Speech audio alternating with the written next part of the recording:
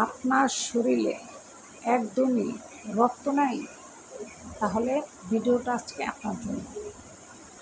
আপনার শরীরে যদি একদমই রক্তের অভাব থাকে, রক্ত শূন্যতা থাকে, তাহলে আজকের জন্য আপনার এই ভিডিওটা আজকে আপনার জন্য।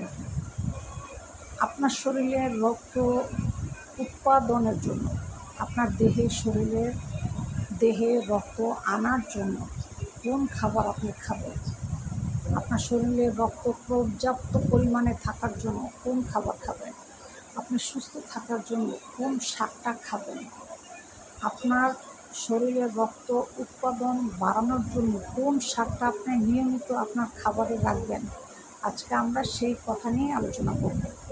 আসুন মূল ভিডিওতে চলে যাই। আমরা সাধারণত কচুর শাক চিনেন তো?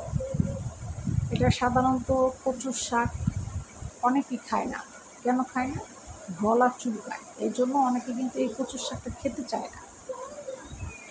আজকে আমি তাদের জন্য বলব, আপনার গায়ে একদমই রক্ত পায় না, কোনো অবস্থাতে আপনার শরীরে রক্ত হচ্ছে না, তাহলে আজকে থেকে আপনি যতদিন বেঁচে থাকবেন কচুর শাক খেতে আপনি ভুলবেন না। কচুর শাক আর হচ্ছে লাল শাক, এই দুইটা শাক আপনার খাবারের মেনুতে অবশ্যই প্রতিদিন রাখবেন।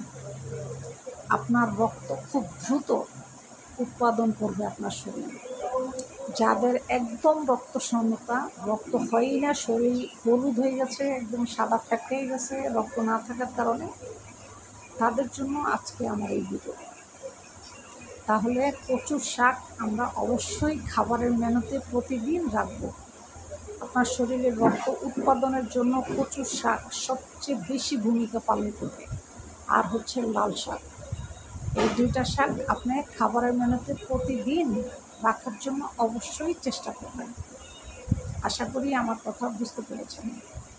কচুর শাক আর হচ্ছে লাল শাক। আর কচুর শাক খাবেন কোনটা? কচি শাক যেটা, সেটা মোটা মোটা বড় বড় পাতা যেগুলো কচুর শাক, ওগুলো না, ছোট ছোট কচি কচি যে পাতা, সেগুলো ভর্তা করে খাবেন, একটু লেবুর রস সাথে চিপে দিয়ে খেলে, আর রসুন একটু বেশি করে দিয়ে খাবেন, তাহলে গলাটা আপনার ধরবে না। তাহলে আপনি প্রতিদিন কচুর শাক আর হচ্ছে লাল শাক, এই দুইটা শাক আপনি খাবেন যাদের শরীরে রক্ত একদমই নেই। 1 মাস খান, আপনার শরীরে রক্ত উৎপাদন খুব দ্রুত বেড়ে যাবে ইনশাআল্লাহ।